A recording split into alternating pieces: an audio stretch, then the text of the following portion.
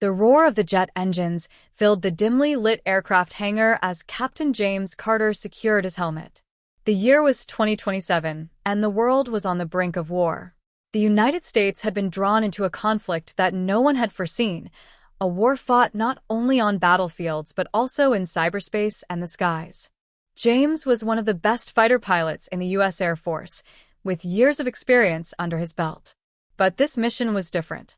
Intelligence had identified a hidden enemy base in the mountains of Eastern Europe, a location that housed high-tech weapons capable of altering the course of the war. His squadron was tasked with neutralizing the threat before it was too late.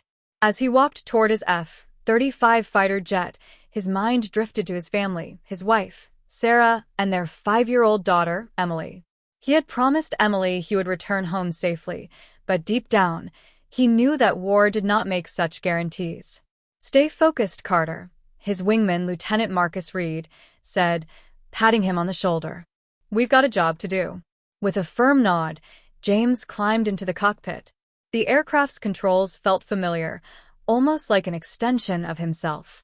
As the engines roared to life, he took a deep breath, knowing that this could be his last mission. The squadron took off under the cover of darkness, flying low to avoid radar detection. As they neared the enemy base, their worst fears were realized.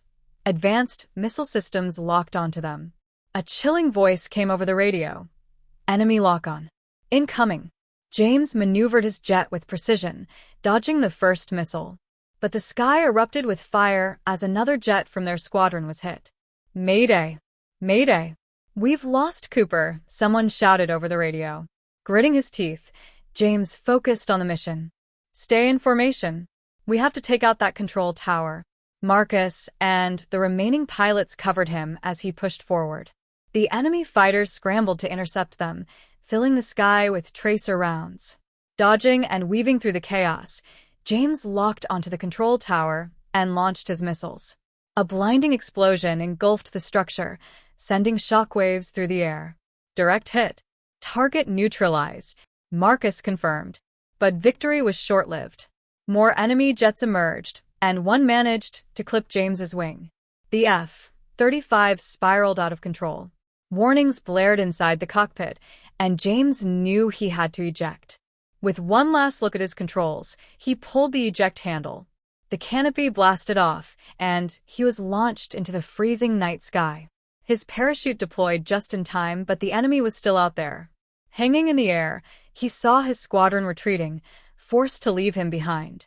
He crashed into the dense forest below, pain shooting through his body.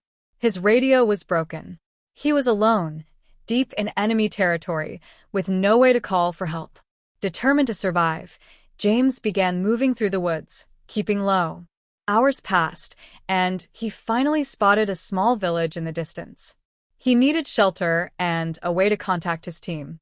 As he approached the village, a figure stepped out from the shadows, a woman with piercing eyes and a rifle aimed at him. "American?" she asked cautiously. James raised his hands slowly. "Yes. I mean no harm." The woman hesitated before motioning him inside her home. "You shouldn't be here. The enemy patrols this area. If they find you, we both die." She introduced herself as Anna, a former resistance fighter. She bandaged his wounds and gave him food. "Your people need to know about a new weapon the enemy is developing," she whispered. "A weapon that could change everything." James listened carefully. If what she said was true, the war was far from over. He had to get back.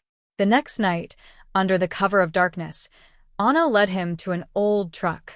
"This will take you to a safe zone. From there, you'll find a way back." James looked at her, gratitude in his eyes. "You saved my life." "Then make it count," she said, handing him a flash drive containing critical intel.